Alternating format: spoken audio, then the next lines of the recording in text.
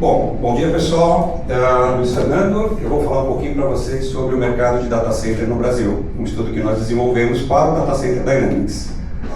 Então a grande novidade é, está todo mundo preparado para essa grande jornada de inovação e transformação digital? A gente vê uma parte de robótica, inteligência artificial, digital twin, uma série de novas inovações e tendências, e que para tudo isso rodar, demanda infraestrutura de data center. São milhares e milhares de servidores hospedados em diversos data centers ao redor do mundo. E um universo sem fim. E a pergunta que eu faço é, a sua equipe está preparada para construir e pilotar um data center moderno, eficiente e seguro? O desafio está cada vez maior, cada dia que passa, aumenta o número de equipamentos no data center, e sem uma solução adequada de gerenciamento, de configuração nesse ambiente, você de fato não consegue fazer esse gerenciamento de forma adequada. Bom, o estudo foi elaborado em conjunto com o Data Center Dynamics, mercado brasileiro, uma metodologia de mercado, pesquisa de mercado com análise de estudos do setor, base de conhecimento do Data Center Dynamics, questionários online e uma série de entrevistas com especialistas do setor ao longo de 2023 e 2024. A abordagem é um estudo bem amplo, mais de 300 páginas. Eu não vou falar das 300 páginas por aqui, fiquem tranquilos. Mas a gente faz uma projeção do crescimento do setor de data center no Brasil e no mundo, fundos de investimento, cenário competitivo na América Latina, políticas públicas, demandas nacionais e internacionais, população brasileira, estatísticas de acesso à internet, pontos de atenção na indústria de data center, tendências, estratégias, sustentabilidade ambiental e o custo de energia por região no Brasil. Eu vou deixar um link no QR Code aqui, tem uma apresentação mais ampla, onde vocês poderão ver mais após o evento. E no final vou deixar também um QR Code com meus contatos, LinkedIn, onde tem essa e outras apresentações também disponíveis. Bom, preço de colocation. Quanto que era o preço de colocation no Brasil 15 anos atrás? 15 anos atrás a gente via no mundo $1.000 por quilowatt era o custo multiplicado pelo número de racks, e no Brasil 30% mais caro, $1.300 por quilowatt. E os racks naquela época tinham menos de 1 kW por rack. Atualmente, 2024, aquele custo que era de $1.300 caiu para $150, $220 por quilowatt. Despencou o preço? Só que o consumo de energia desses racks hoje em dia é 10 vezes maior do que aquele. A gente está falando de racks com 10, 15, 20, 30, 40 kW. Então, multiplicando com um rack médio de 10 kW por rack, a gente está falando de $1.500, $2.200 por rack. Então, o custo das empresas de colocation na hora da oferta do serviço permaneceu o mesmo, o preço.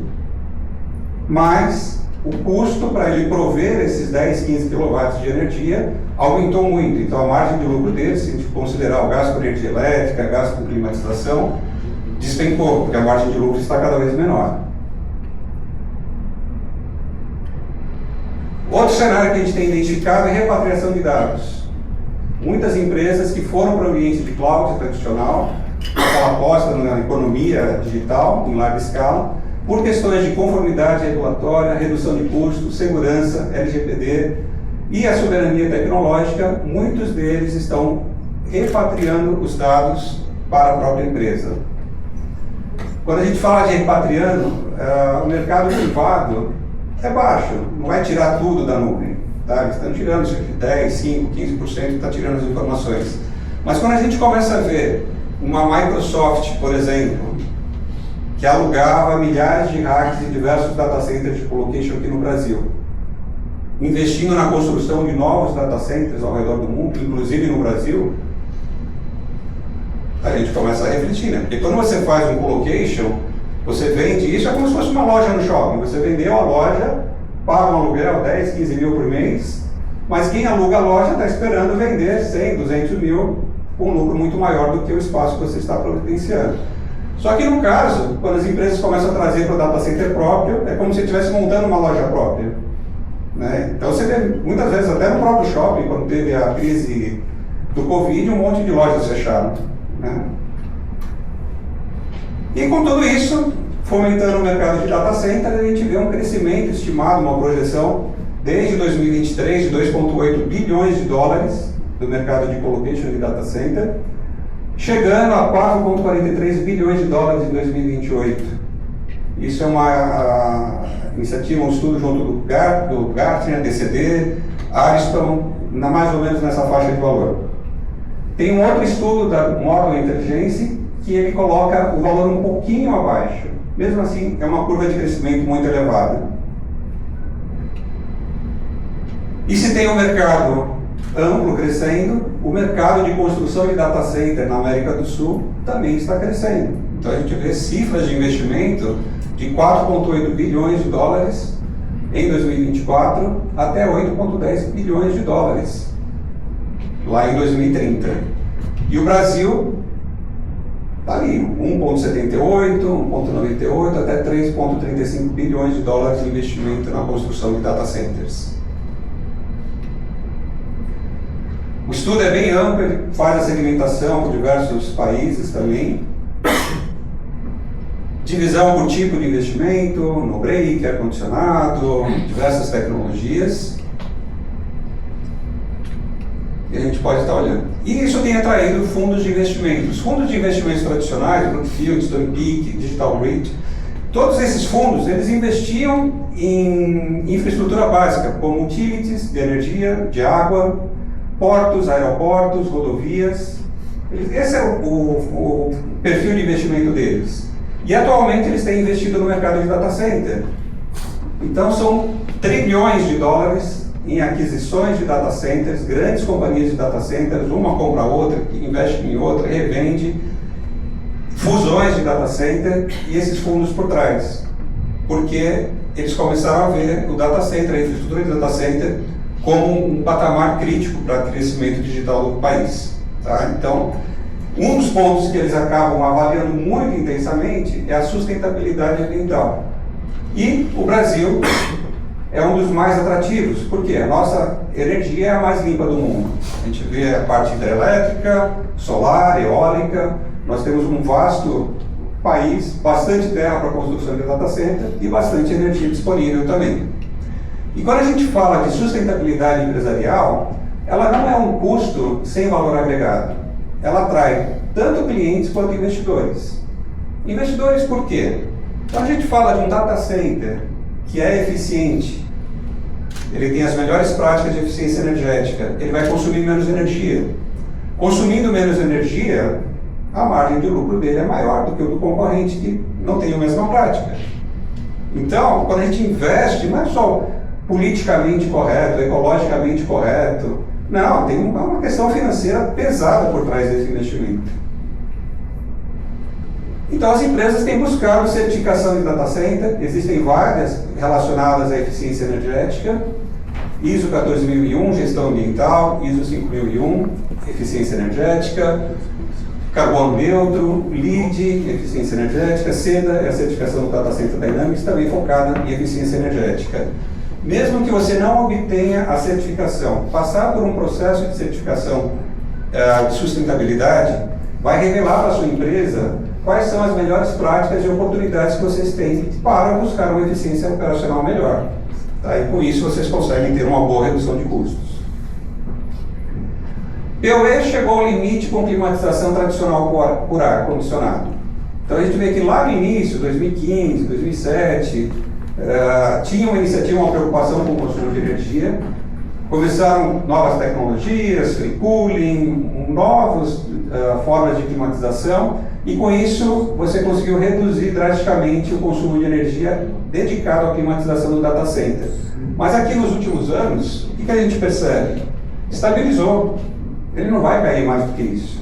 A gente não tem como reduzir mais do que isso com a solução tradicional de climatização.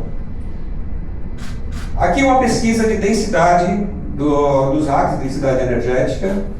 Então a gente vê ali, do lado esquerdo 2023, do lado direito 2024. Tá? Menor do que 10 kW por hack, 41% em 2023, caiu para 34% em 2024. De 10 a 14, de 23, caiu para 21. De 15 a 19, subiu de 12 para 15%. De 20 a 29, de 10 subiu para 13%. Quando a gente entra nessa outra parte daqui de baixo, a gente já começa a falar de uma limitação onde a refrigeração por ar condicional, por tradicional, você não consegue mais refrigerar. Então a gente tem ali, acima de 40 kW até mais do que 70, 12% das empresas já estão consumindo. Era 9% em 2023, já subiu para 12% em 2024. Então, quando a gente fala dessa evolução, a gente percebe que ao longo dos anos, era de 2005 até 2024, aqui, acho que caiu na conversão dos slides. Mas a gente tem essa climatização subindo de 1 kW por rack até mais de 100 kW por rack. E quando a gente fala por refrigeração por fluxo de ar, até 20, 30, 40 kW por rack extrapolando, você consegue por solução tradicional. Tradicional colocando torres de refrigeração mais próximas dos servidores e outras tecnologias. Acima disso, a gente tem que trabalhar com refrigeração líquida, com liquid cooling. Tá? E quando a gente fala de liquid cooling, tem tanto liquid cooling por imersão, quanto liquid cooling passando líquido refrigerado internamente dentro dos equipamentos, dentro dos servidores. Por imersão não é água, é um líquido dielétrico que não passa energia, e isso tem crescido bastante ao longo dos anos. Qual que era o grande desafio? As máquinas, os servidores atuais, que foram desenvolvidos por décadas, eles são climatizados por ar. Então tem ventoinha, tem uma série de componentes que não vai ser imergido num tanque de climatização. Você tem que fazer uma adaptação. Quando faz a adaptação, você perde a garantia do equipamento e com isso ninguém vai querer perder a garantia do equipamento. Mas os principais fabricantes, tanto de servidores, storage e a indústria de data center, Schneider inclusive, têm investido em soluções de liquid cooling, máquinas que já são voltadas para esse tipo de refrigeração. Visão dos projetistas de data center. Então lá em 2024 foi feita essa pesquisa. Qual que é o consumo médio por rack dos projetos de data center no Brasil? Então a grande maior parte está ali de 9 a 15 kW por rack e alguns poucos mais do que 16 kW por rack. Então o que a gente percebe é que ainda no Brasil o liquid cooling ele é muito baixo, mas tende a crescer porque para algumas máquinas, alguns servidores, você não consegue climatizar com solução tradicional. Então pensando no futuro, para daqui 5, 7 anos, é importante que na estratégia de data center de vocês tenha uma solução híbrida que possa trabalhar tanto com liquid cooling quanto com ar-condicionado tradicional e aproveitando parte da infraestrutura atual também. Qual foi a maior densidade de projetos demandados de ar-condicionado? De 9 a 15, 16 a 29, 30 a 49 kW por rack. Então não tem nenhuma demanda recente acima de 50 kW por rack no Brasil. Então a gente está ali naquele limite, tá, do que o ar-condicionado tradicional pode realmente trazer de benefício.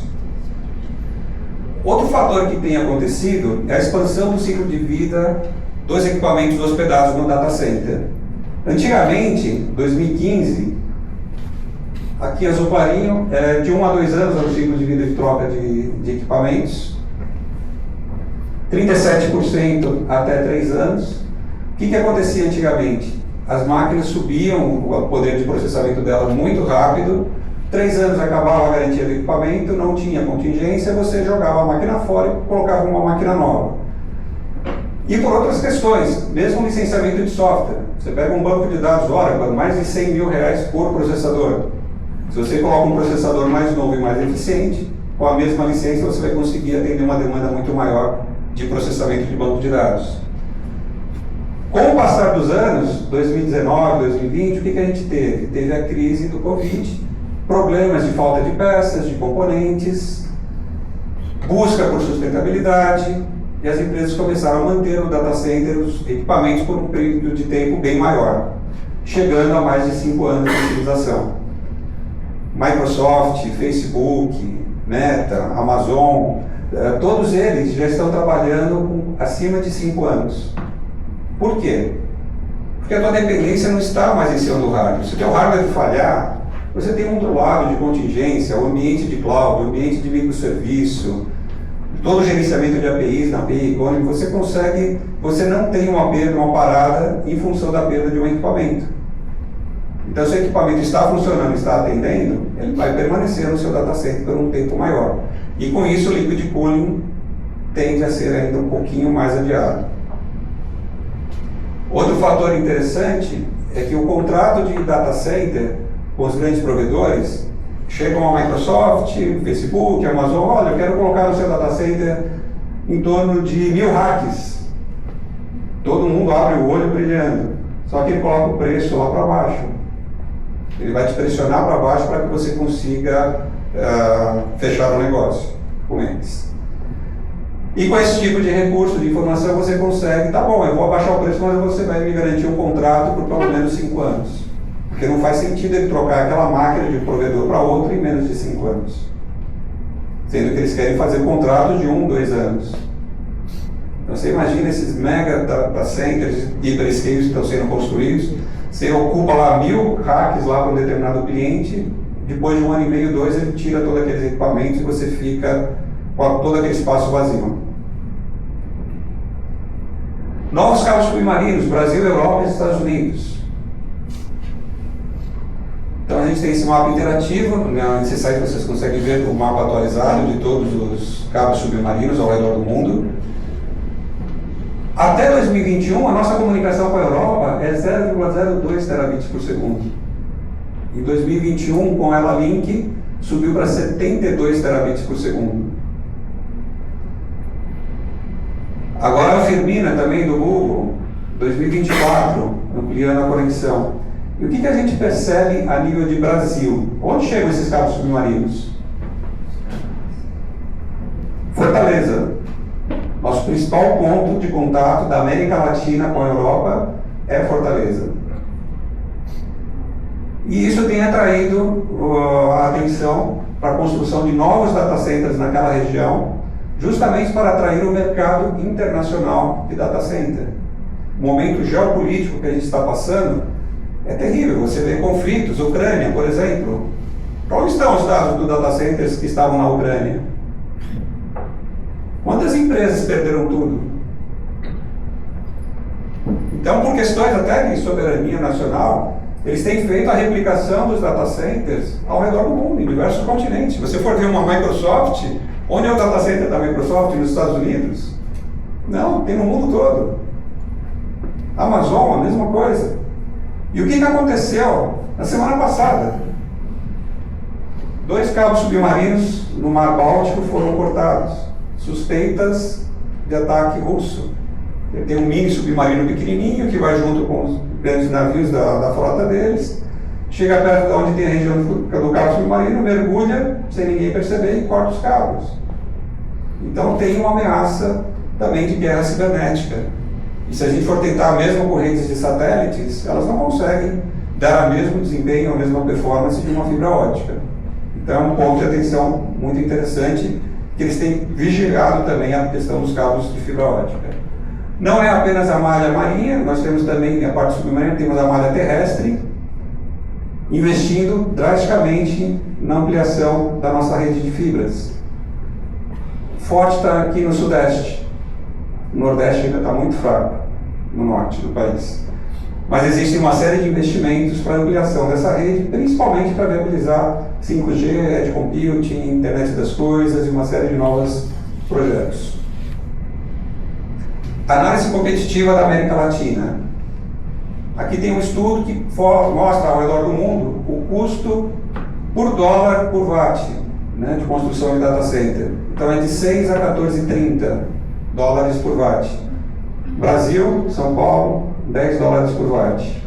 Então quando a gente olha para o mercado, até que somos competitivos nesse sentido. Aqui um outro estudo do Ministério de Desenvolvimento e Comércio Exterior, o MDIC, junto com a BDI, para viabilizar a atração de novos data centers para o país. Esse é um estudo de dezembro de 2022, feito pela Frost Sullivan, junto com a Prospectiva, e ele mostra o capex estimado para um data center de 1 megawatt no Brasil e o OPEX. Então a gente vê ali o Brasil 53 milhões, Chile 39, Colômbia 33, Argentina 25. E aí quando a gente começa a olhar esses números, a gente pensa que, olha, eu tenho que fazer alguma coisa, senão eu vou perder esse mercado de data center. E justamente por isso, tem uma série de políticas públicas que estão sendo tratadas, desde redução de impostos, isenção de IPTU, criação de condomínios de data centers com projetos pré-aprovados. Então existe uma série de ações do governo para reduzir esses custos e atrair novos investimentos no setor de data center no Brasil. E uma série de ações de curto, médio e longo prazo que estão sendo realizadas. Uma série de decretos que também viabilizaram os data centers. A gente vê a mudança da lei de licitação, onde antigamente o governo, para licitar qualquer coisa, o prazo máximo era de 5 anos.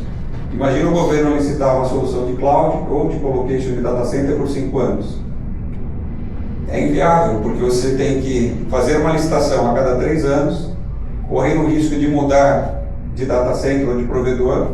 Para você fazer um projeto de mudança de data center, você leva pelo menos 1 ano para fazer bem estruturado, e essa mudança é rápida, mas o projeto, todo o custo e o risco operacional é gigantesco. Eu fiz, por exemplo, a mudança da Prodan do Parque de Ibirapuera para Barra Funda. A Prodan é a companhia de dados, processamento de dados de São Paulo. E foi um desafio terrível. E graças a Deus correu tudo bem, tudo de forma transparente. Com a mudança para 20 anos, 15 anos, eu consigo ter um fôlego maior e viabilizar novos projetos. Atualmente a Prodan, o data center dela não é do governo. Ele está hospedado na região de Barueri, num provedor de data center. Uma série de decretos para redução de impostos. A gente vê ali em São Paulo, em 2020, o Estado de São Paulo foi pioneiro em incentivos fiscais para o setor de data center. Fizemos inclusive viagem para o exterior, conversamos com a Amazon para trazer o data center da Amazon naquela época para cá. Rio de Janeiro em 2021, Fortaleza 2022 e uma série de projetos voltados inclusive para a transformação digital, inteligência artificial, que estão atraindo novos investimentos também para o país. Plano Nacional de IoT, lá em 2019, teve vários comitês e várias frentes de trabalho. Teve a Câmara da Indústria 4.0, trabalharam muito esse pessoal, a gente trabalhou bastante com eles. Criaram uma série de guias para automação, melhores práticas, redução de impostos, isenção de impostos de importação de diversos itens de robótica e automação. Rede 5G, o leilão da 5G foi fruto desse trabalho também, que foi antecipado. Notas técnicas de cidades inteligentes também, diversos projetos nesse sentido, documentação rica. O Agro 4.0 também é outra realidade no nosso país, tem uma série de startups e uma série de novas implementações. População brasileira, 203 milhões de pessoas no Brasil, distribuídos por todo o território nacional. 70% dos nossos data centers estão aonde? Na região sudeste, que é onde tem ali o principal eixo comercial do país. Avaliando os contratos de telecomunicação, são 345 milhões de contratos. Aqui você tem o comparativo, população do lado direito e do lado esquerdo, o número de contratos de telecomunicações. A gente foca realmente aqui na região sudeste, mas se você for olhar o resto do país, tem um número bem grande de pessoas que demandam de tecnologia. Aqui são os contratos fracionados. Lá na esquerda o acesso de banda larga subiu, estava 49 milhões de contratos. Telefonia móvel, 262 milhões. Acesso de TVs por assinatura, 10 milhões de contratos. E telefonia fixa, 23 milhões. Se a gente fizer um comparativo com os anos anteriores, 2022, 23 e 24, banda larga de 44 milhões subiu para 49 milhões de contratos. Telefonia móvel, 260, teve uma queda em 2023, eles fizeram uma higienização das bases, e depois subiu para 262. TV por assinatura, olha só, 14,5 milhões em 2022 e 10 milhões em 2024. Olha como caiu. Antigamente as pessoas queriam ter TV a cabo em casa. Hoje em dia não. Muitos nem assistem TV. Ou quando assiste, coloca lá o Netflix, Amazon Prime, Apple TV, YouTube. Mas o TV tradicional, poucos assinam. Telefonia fixa, 27 milhões em 2022, caiu para 23 milhões em 2024. Então a gente vê uma oscilação nesse mercado. O que é interessante é que no site da Anatel você consegue ter essa visão por cidade, por estado, por CNPJ. Se você colocar o CNPJ da empresa, ele vai listar a quantidade de contratos que tem naquele CNPJ. Então, quando você for fazer um novo projeto de data center, uma nova região, é interessante avaliar como que está a parte de telecomunicação na região.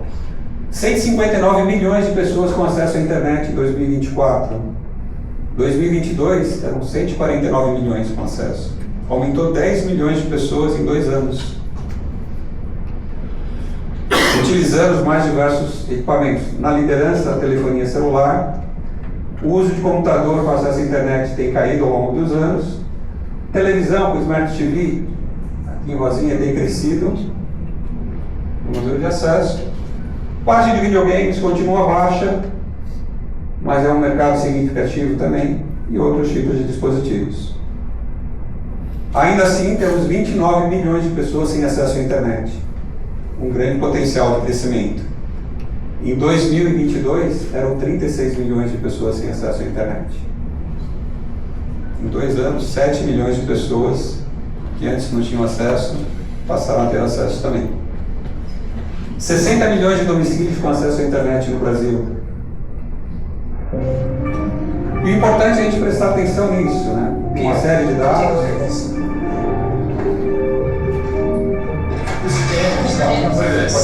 The numbers, they keep getting bigger and bigger. Clicks are off the charts. Yeah. Yoshi, it's Walter. We're back.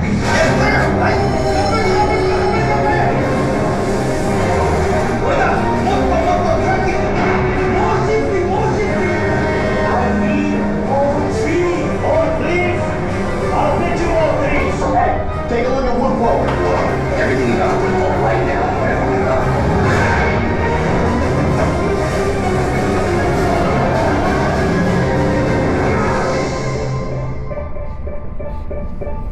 He really loves that thing.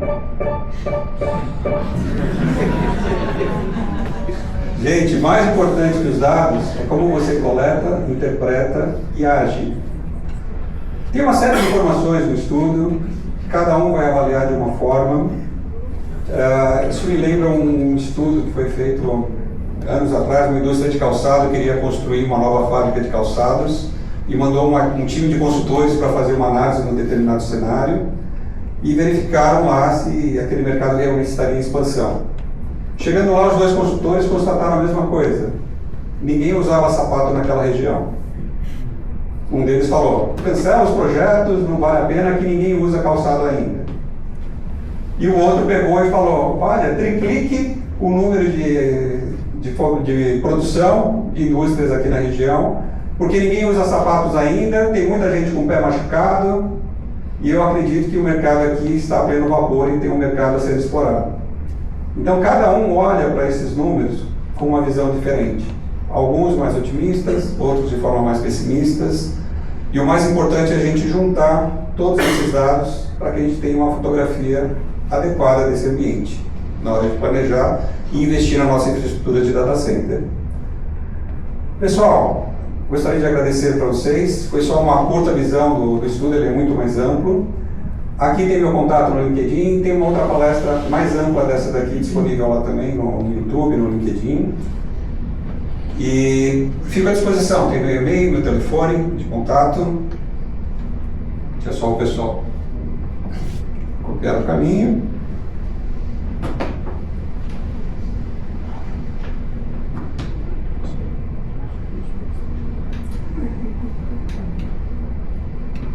E agora o Juan vai dar uma visão nossa com relação ao mercado de DSIM.